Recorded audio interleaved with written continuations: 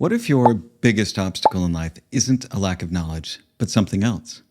What if this one attribute is the one thing that can help you truly excel in life? Curious? In this episode, I want to discuss what I think is the greatest attribute that any person should have who wants to improve themselves and how to develop it. Hello, friends. My name is Eric Cloward, and welcome to the Stoic Coffee Break.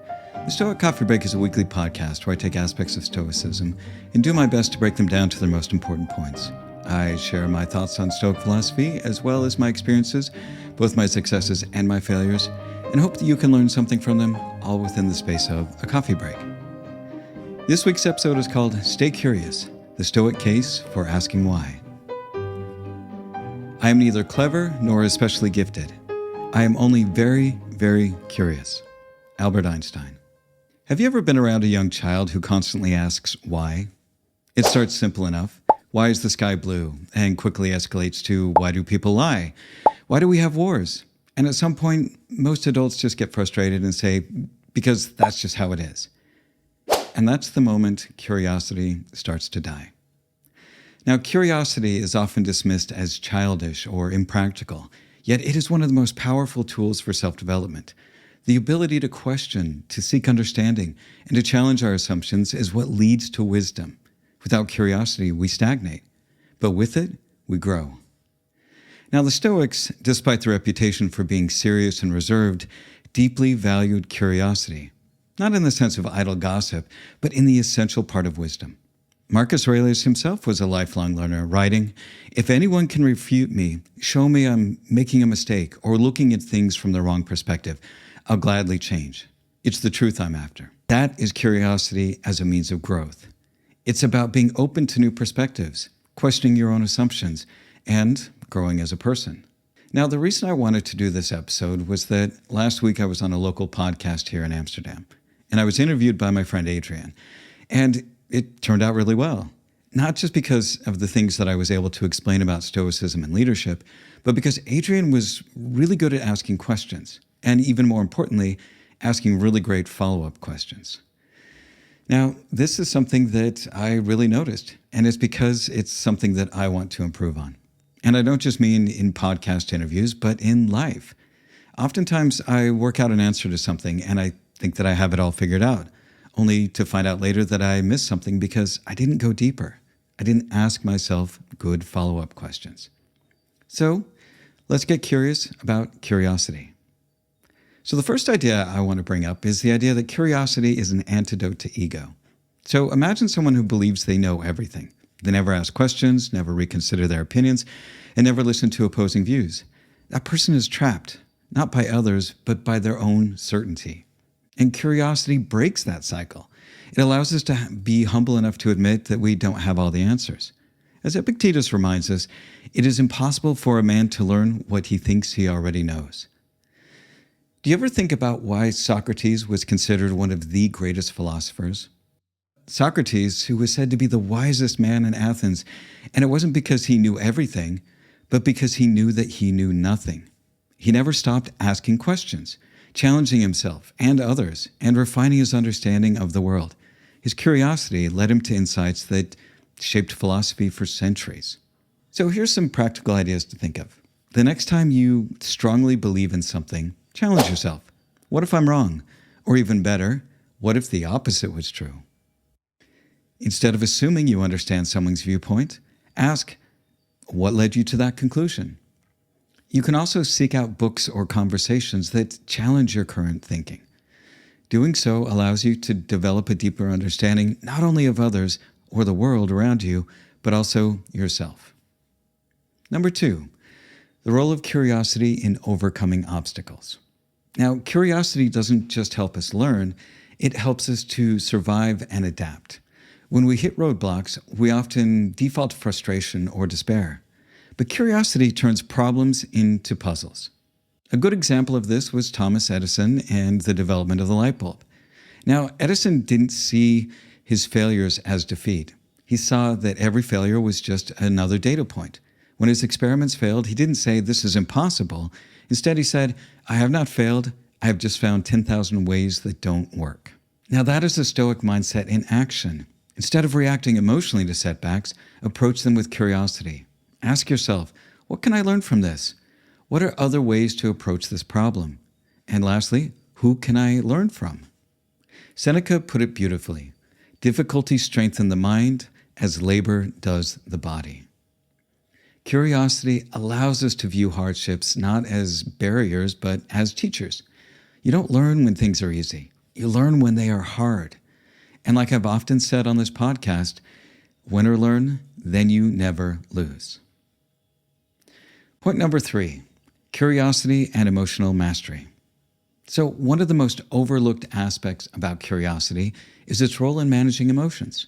When we feel anger or sadness or anxiety, our instinct is to react. But what if instead of reacting, we became curious about our own emotions? So the next time you feel frustrated or anxious, pause and ask yourself, why do I feel this way? What are the deeper emotions going on?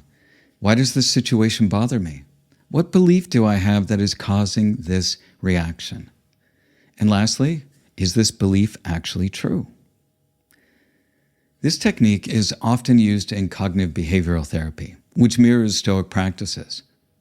Marcus Aurelius was constantly analyzing his emotions, writing, "You have power over your mind, not outside events. Realize this and you will find strength." When we get curious about our emotions, instead of being controlled by them, then we develop greater self-awareness and resilience. Point number 4, lifelong learning, the Stoic commitment to growth.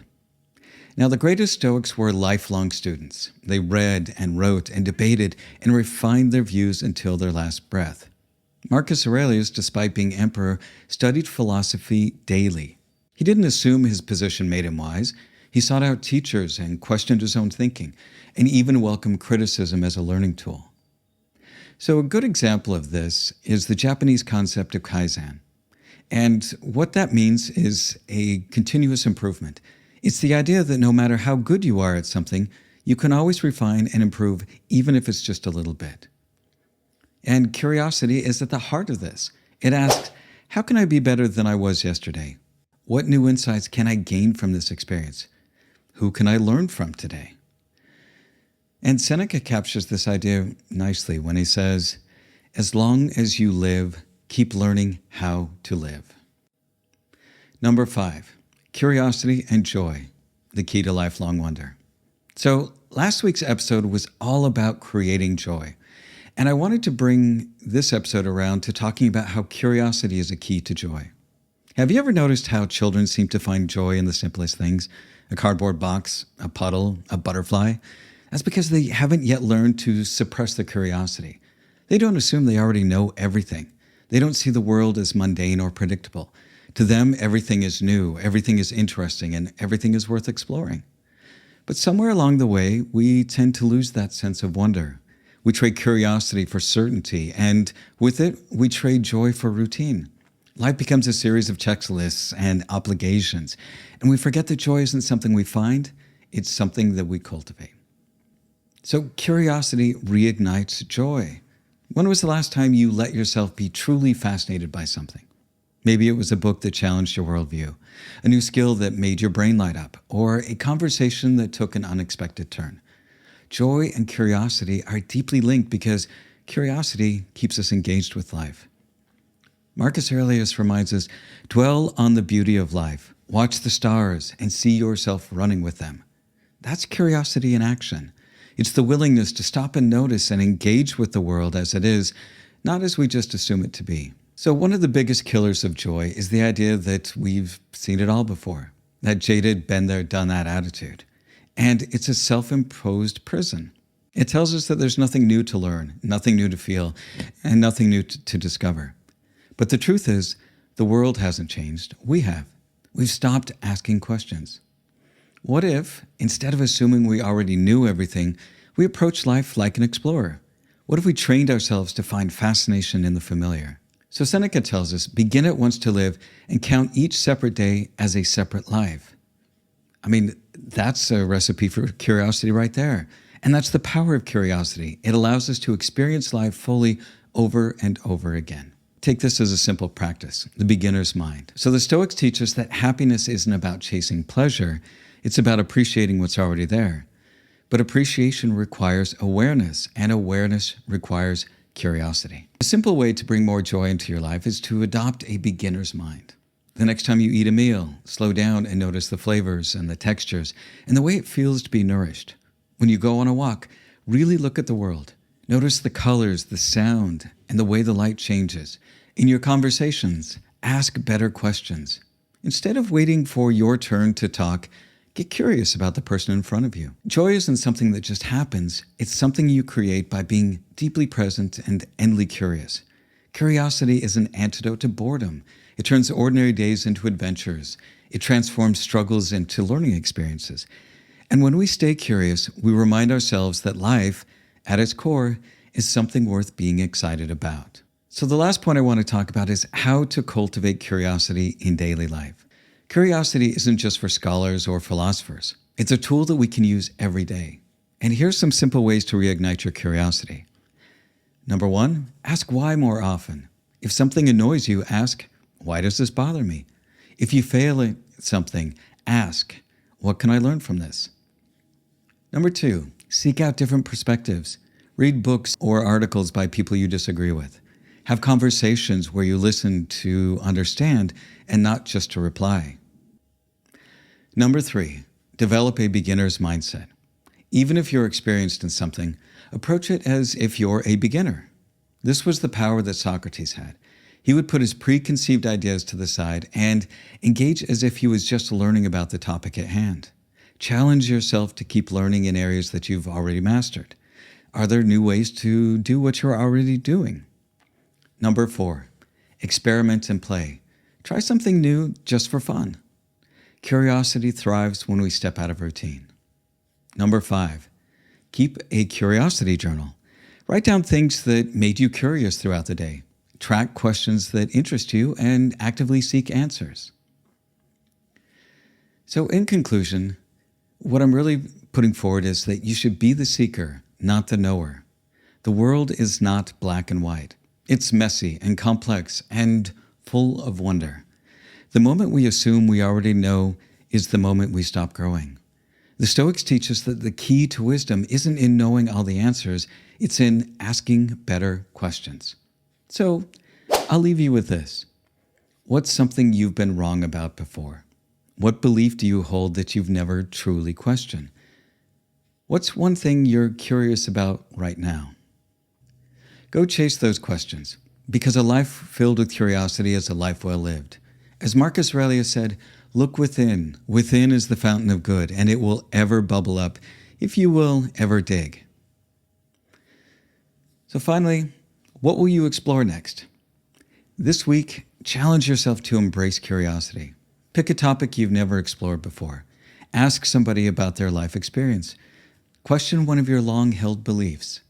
Let's make curiosity a habit, not a lost art. So, stay curious, my friends. Stay curious. And that's the end of this week's Stoic Coffee Break. As always, be kind to yourself and be kind to others. And thanks for listening.